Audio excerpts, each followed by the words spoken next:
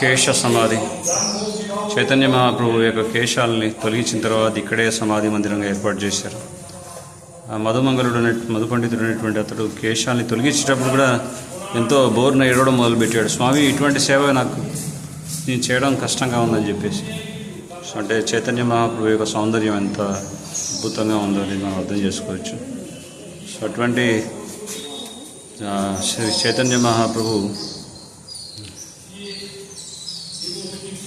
అతి చిన్న వయసులో 24 సంవత్సరాల ప్రాయంలోనే సన్యాసం స్వీకరించారు.